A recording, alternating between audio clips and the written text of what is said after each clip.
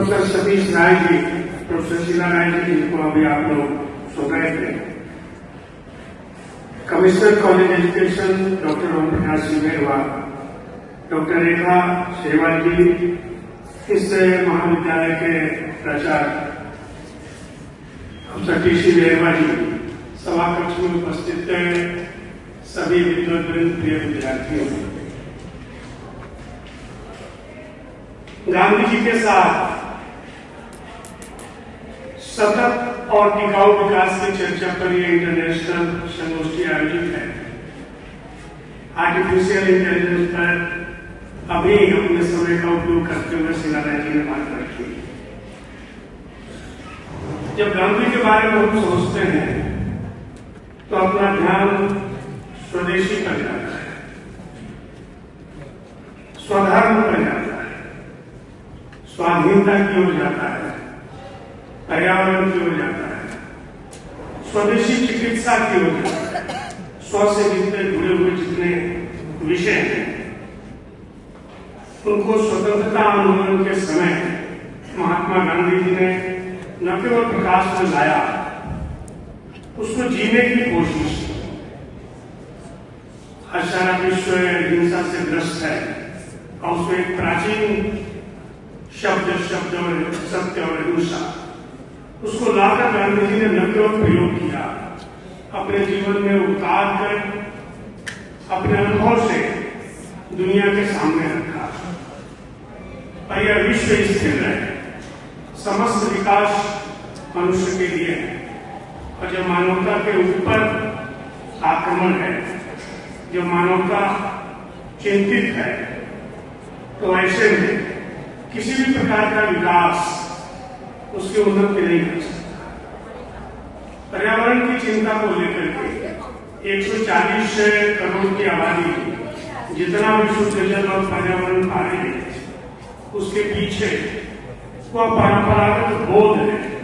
जिसकी चर्चा सतीश राय जी कर रहे थे कि हम प्रणाम के साथ प्रकृति से लेते हैं। प्रकृति को नष्ट करके जो कुछ भी हम प्राप्त कर रहे हैं उसके साथ टिकाऊ विकास की अवधारणा नहीं, वह परिग्रह है,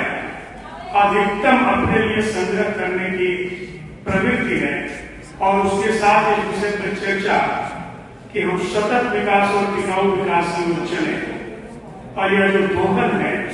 वो हमारी अगली पीढ़ी को क्या देगा, इस पर विचार करने की जरूरत है। हम अपने जीवन में समस्त पहाड़ों का शोषण कर जाए, समस्त जल हम पी जाए और कृषि भूमि को अनुर्वर बना दे, और उसके बाद सतत विशाल विकास के लिए जितने प्रयोग हमारे द्वारा किए जाएंगे वो निष्फल सिद्ध होंगे। इसलिए मुझे ध्यान आता है कि 1874 ईस्वी में पहली बार हिंदी के कवि भारतेंद्र मधुसूदन ने 24 वर्ष की उम्र में स्वदेशी पर एक लेख लिखा कि क्या अब अंग्रेज हमारे लिए घर के दरवाजे में भेजेंगे।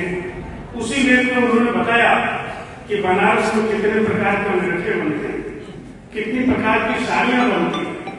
और विदेशों से हमारे लिए कपड़ा आ रहा है, लकड़ी के बनाए हुए सामान आ रहे हैं। वैसे में भारत के जो कारीगर शिल्पी हैं वे किस तरह से बेरोजगार हो रहे हैं, उसका एक बड़ा प्रभाव पंडित मदन मोहन मालवीय जी के ऊपर पड़ा। जब विश्वविद्यालय बनवाया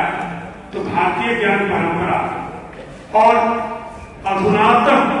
उस समय तक की जितनी विकसित चीजें थी उसको विश्वविद्यालय में ला करके व्यवहारिक धरातल पर रखा। गांधी जी ने जिस तकली और चरखे की बात की उसको तकली और चरखा के साथ मजाक बनाया गया, लेकिन मनुष्य की आवश्यकता की चीजें जिनका पुनर्प्रयोग गांधी जी ने अपने जीवन में किया। आज रिसाइकलिंग की बात, तरह तरह की चीजों को हम करते हैं, तो चिंतन परंपरा के साथ जिनको कभी गुलामी के दिनों में, गरीबी के दिनों में हमारे महापुरुषों ने सोचा था, अब वह जो चिंतन था जब देश की आबादी 30 करोड़ 35 करोड़ अधिकतम 60 करोड़ तक गई 1981 तक, तब तक जिन बातों की चर्चा थी उन चर्चा के साथ उसको धरातल पर ला करके हम सतत विकास कर सकते हैं। इस सततता के साथ हमारी शिक्षा जुड़ी हुई है, हमारा स्वास्थ्य जुड़ा हुआ है, पर्यावरण जुड़ा हुआ है और विकास के आधुनिक मॉडल जुड़े हुए हैं, उन पर तकनीकी सत्रों में हम चर्चा करके भारत के सतत विकास को धरातल पर उतारने की कोशिश करेंगे, जिससे कि प्रकृति की दी हुई चीजों को न्यूनतम नुकसान पहुंचाते हुए हम अपने विकास को कायम रख सके। धन्यवाद। धन्यवाद सर, आपने संगोष्ठी में विचार किए तो महत्वपूर्ण बिंदु उपस्थित सभा के सामने रखे। कार्यक्रम में आगे बढ़ने से पहले एक रिक्वेस्ट है, गाड़ी नंबर